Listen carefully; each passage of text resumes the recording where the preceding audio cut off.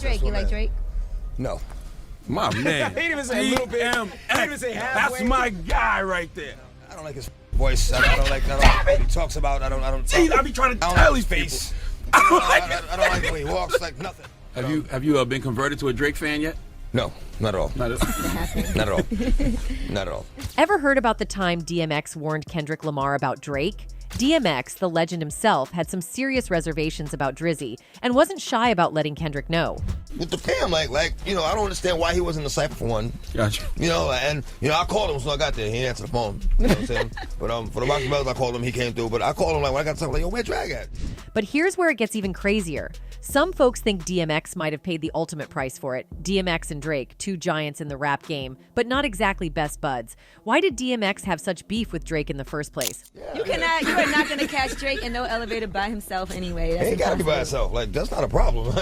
Was it just the usual rap game rivalry, or was there something deeper, something more personal? DMX wasn't one to mince words, and he definitely had his fair share of opinions about Drake. We wolfed out in this joint, son. I mean, DMX is staying out of trouble now anyway. Yes, I am staying out of trouble. Now, it's actually been the longest that I haven't been in trouble in a long time. But what was it about Drake that made DMX feel the need to warn Kendrick Lamar? Was it just a heads up about industry politics, or was there something darker lurking beneath the surface? When it comes to trying to check Drake, it was good riddance, body, and it was over. The plot thickens when you start to consider the consequences of DMX's warning. We all know DMX tragically passed away in 2021, and while the official cause was a heart attack, some fans and conspiracy theorists aren't convinced that's the whole story. It's when you look at the headlines, you see DMX death, and then you see drug abuse, right? As if DMX dies due to drug overdose.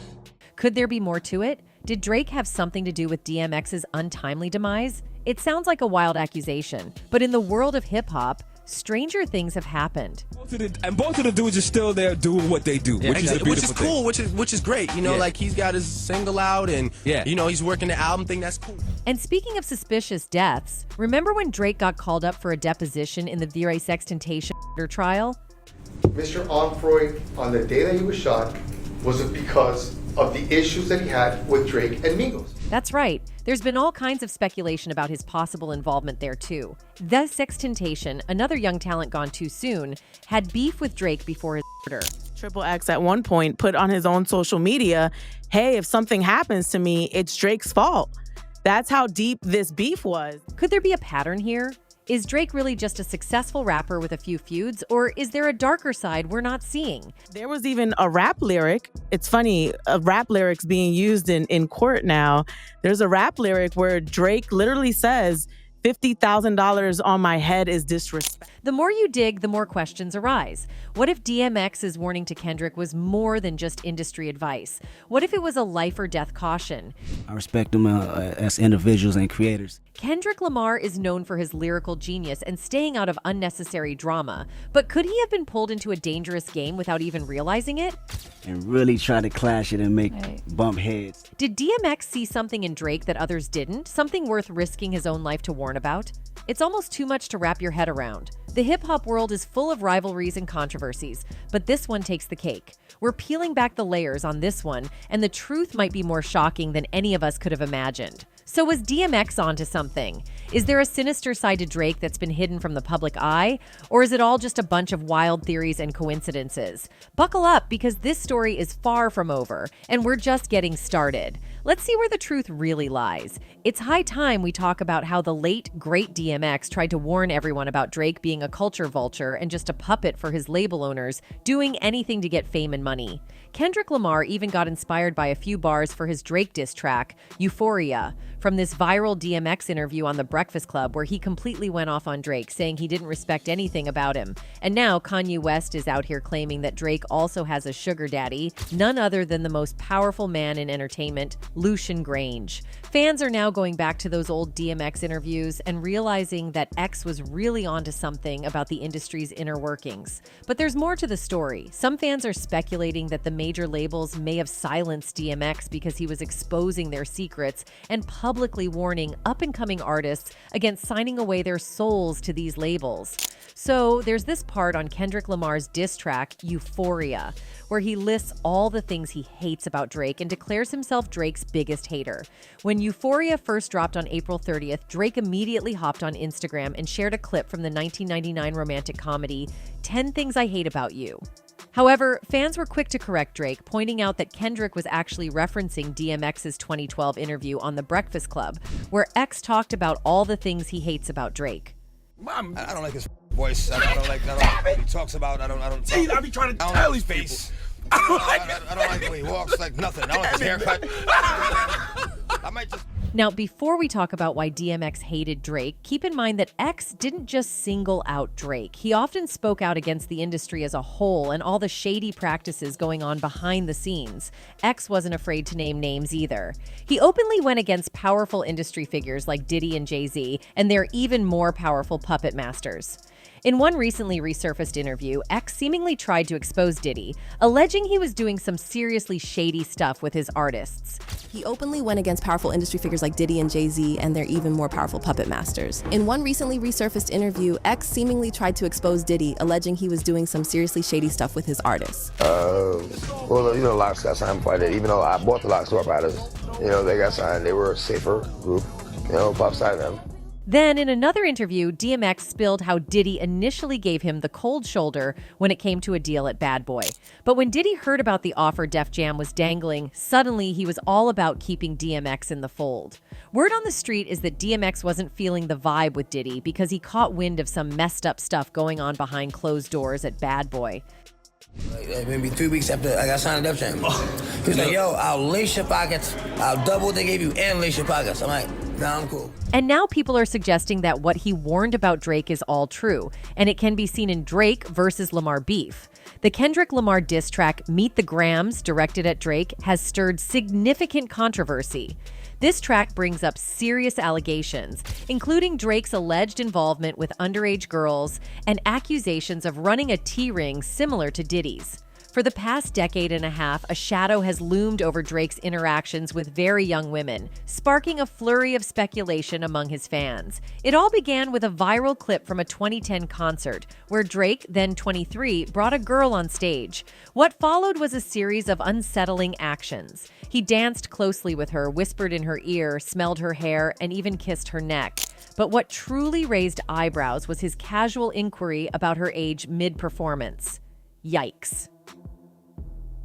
Drake walked away, making a joke about going to jail before turning back to her. When asked her age, the unnamed girl replies, 17. Drake responds, I can't go to jail yet, man. He asks, why do you look like that?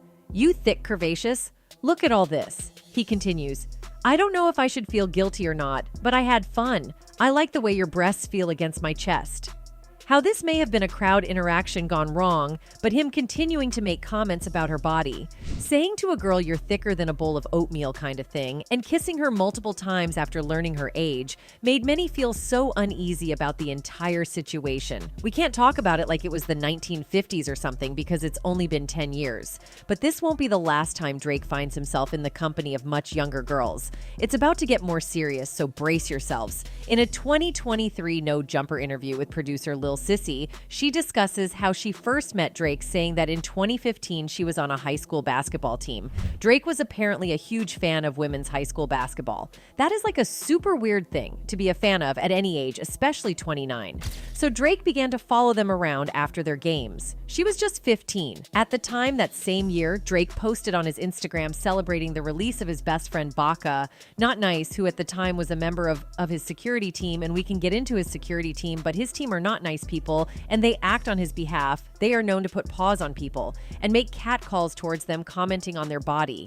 Baca was in jail for making a woman who was 22 an S-worker and passing her on to his friends. The now deleted post by Drake read the quote, "Something in the air today, a lot of good things happening at once, but this one means the most. Been waiting for 11 months. Baca finally home." He deleted the message, probably because it wasn't appropriate or relevant. The discussion then shifted to Drake signing Baka to his record label after Baka's release from legal troubles. Following Baka's release, the woman who had accused him chose not to press charges, leading to speculation that Drake intervened, possibly financially, to support Baka's music career. Although details about the case are scarce due to its removal from the internet, it allegedly involved multiple women, some underage. Despite the controversy, Baka remains associated with Drake's circle, adhering to the saying, "Birds of a feather flock together." And that's what Kendrick Lamar alludes to Drake associate Baka Not Nice's unsavory past on his Hot $100 diss track, Not Like Us. But what exactly is the weird case he brings up about? On K-Dot's thunderous Not Like Us, he makes some serious allegations against Drake and his OVO sound roster. Among them is Travis Savory, a rapper and former security guard otherwise known as Baka Not Nice. "Say Drake, I hear you like 'em young," Kendrick raps on the track. "You better not ever go to Cell Block 1 to any B that talk to him and they in love. Just make sure you hide your lil sister from him. They tell me Chubb's the only one that get your hand-me-downs. And party at the party playing with his nose now. And Baka got a weird case. Why is he around? Certified lover boy. Certified PE." The long-standing tension between Kendrick Lamar and Drake finally boiled over recently, with both artists releasing a flurry of new songs, igniting their rap feud. The tracks were loaded with verbal jabs touching on sensitive topics like race, cultural appropriation, abuse, body image, misogyny, hypocrisy, and deep-seated generational conflicts. Interestingly, there's a perception that Drake might be feeling intimidated by Lamar's lyrical prowess and presence in the rap game. Obviously, I always keep my ear out for the hardest shit. I have a lot of respect. I have a lot of respect for, the other two guys. Kendrick Lamar, the acclaimed rapper hailing from Compton, renowned for his introspective lyrical style, has broken his silence in a big way. In just the past week, he's unleashed 4 lengthy diss tracks targeting Drake, totaling over 20 minutes of new music. Notably, 3 of these tracks, namely Euphoria, Meet the Grams, and Not Like Us, have rapidly amassed millions of streams and are poised to claim the top spots on the Billboard singles chart. This sudden onslaught from Lamar has sparked a significant shift in the public's perception of Drake, who has traditionally dominated the online realm and meme culture. To me, I'ma always go with Compton. You feel me? You can't win over Compton, so I gotta choose Kendrick. And I'm biased like that. Drake fired back at Lamar and other recent challengers with an Instagram post and a 3-part track and music video titled Family Matters.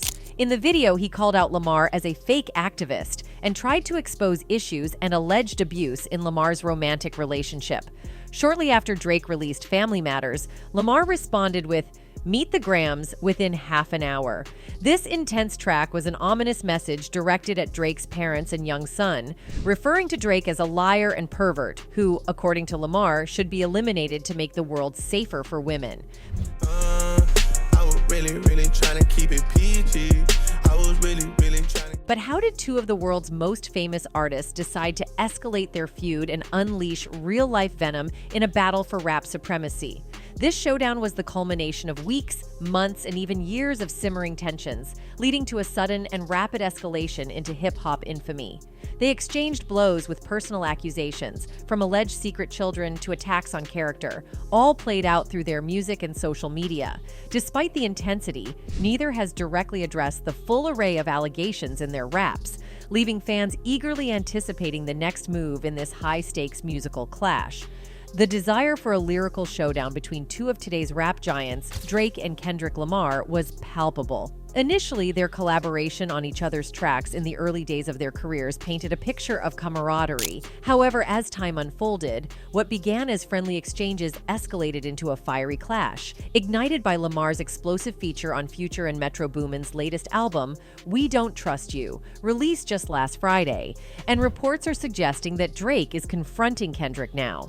The drama's juicy, so let's get started. Lamar didn't hold back, launching verbal assaults at Drake and Cole with lines like, "Yeah, get up with me, F sneak dissing, first-person shooter." I hope they came with 3 switches, and further aiming his ire at the duo with, "Think I won't drop the location? I still got PTSD MF, the big 3N, it's just big me." While Drake hasn't responded with written retaliation yet, he addressed Lamar during his concert in Sunrise, FLA. this past Sunday night, Martyr 24, saying, "A lot of people ask me how I'm feeling. I'ma let you know I'm feeling. Listen, the same way I'm feeling is the same way I want you to walk out this building tonight. I got my F head up high, my back straight. I'm 10 F toes down in Florida and anywhere else I go. And I know that no matter what, it's not a N on this earth that could ever F with me in my life." In 2011, Drake transcended from a divisive newcomer to a bona fide superstar, surpassing expectations with his debut album. Despite impressive chart success following his Thank Me Later era, doubts lingered about his ability to reach new heights. Enter Take Care, a resounding response to critics as Drake returned to his acclaimed So Far Gone roots, enlisting several heavyweight collaborators, including the highly anticipated newcomer Kendrick Lamar. Fresh off the success of Section 80, Lamar was hailed as the next West Coast prodigy poised to lead the charge. Drake capitalized on his burgeoning momentum by giving Lamar a platform to shine on his Buried Alive interlude. Lamar's confidence soared, fueled by the endorsement of Drizzy himself, as he rapped, "So blame it on Mr. Ovoxo / the reason why I'm breathing all the vanity I know." Drake once again reached out to the rising star Lamar, who had earned acclaim for his appearance on Buried Alive, by inviting him and $1 Rocky as opening acts for his Club Paradise tour. Reflecting on his decision to choose Rocky and Lamar as openers, Drake later referenced it in his 2016 track 4 p.m. in Calabasas, recalling, "When they told me take an R&B on the road, and I told them no and drew for Kendrick and Rocky." After the Club Paradise tour, $1 Rocky brought together Drake, Kendrick Lamar, and 2 Chainz for the popular track FN Problems. Following this collaboration, Kendrick and Drake teamed up again on Lamar's debut album for the hit Poetic Justice, which climbed to number 26 on the Billboard Hot 100. Unfortunately, this marked the end of their collaborations. With the success of his major label debut, Good Kid, MAAD City, Kendrick Lamar's confidence soared. He made a bold statement in the industry with his verse on Big Sean's track, Control, where he called out several fellow rappers including Drake, J. Cole, Meek Mill, Big Crit, Whale, Pusha T, $1 Rocky, Tyler, The Creator, Mac Miller, Big Sean, and Jay Electronica.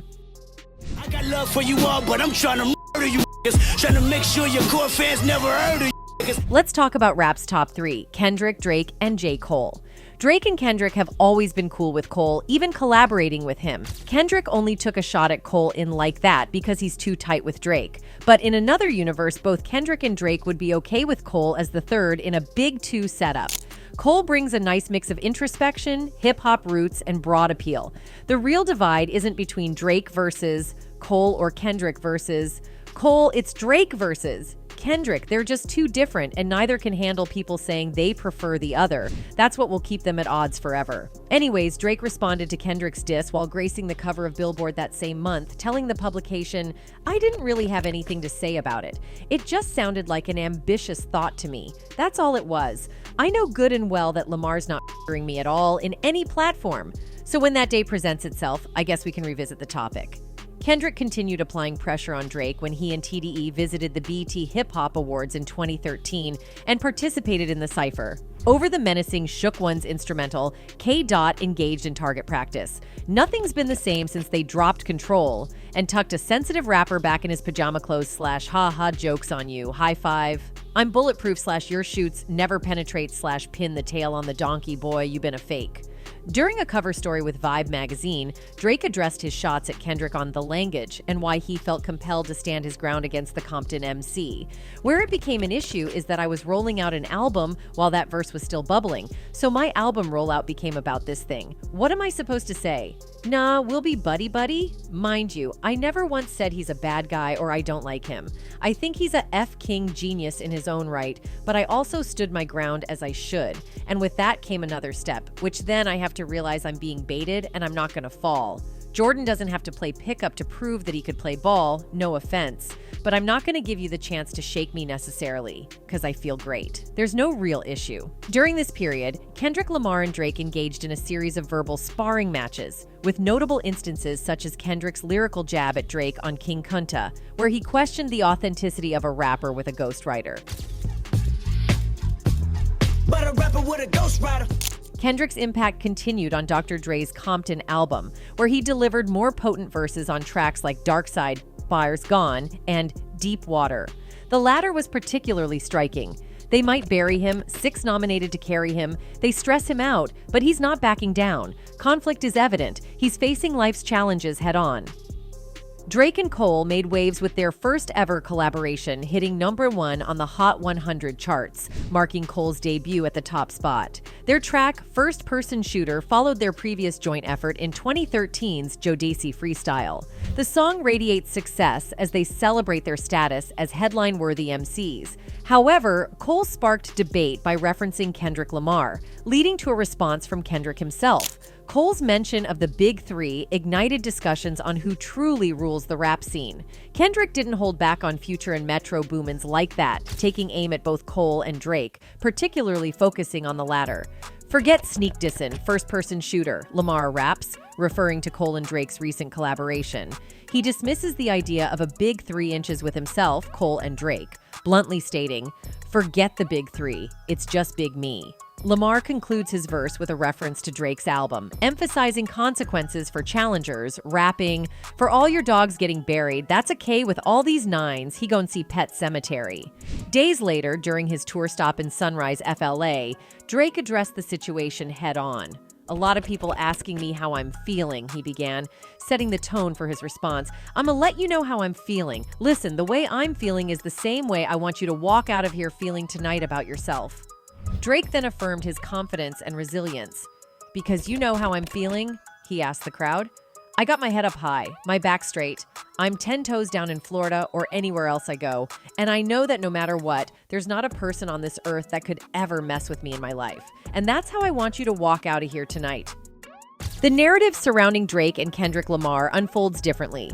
While they initially collaborated on tracks like F***ing Problems and Poetic Justice in 2012, they notably haven't worked together in over a decade. This absence is conspicuous, given the rumored tensions and implicit contrast between the two artists. One, the most successful figure in the history of streaming music, and the other, the only rapper to have ever been awarded a Pulitzer Prize. Despite their parallel rise to prominence, Drake and Kendrick seem to deliberately avoid collaborating further. And given the history of Drake's link list, everyone is now speculating that he might have had his hand in DMX's death, and now Kendrick is doing the same as X, so he can also meet the same end. One person wrote, "Wake up to reality, people. This industry must stop killing legends. RIP DMX." Another one added, "'Cause DMX was real, and after YRS of issues, he wasn't afraid to tell the truth about the entire entertainment industry. RIP DMX." That's it for today. See you in the next video. Until then, goodbye.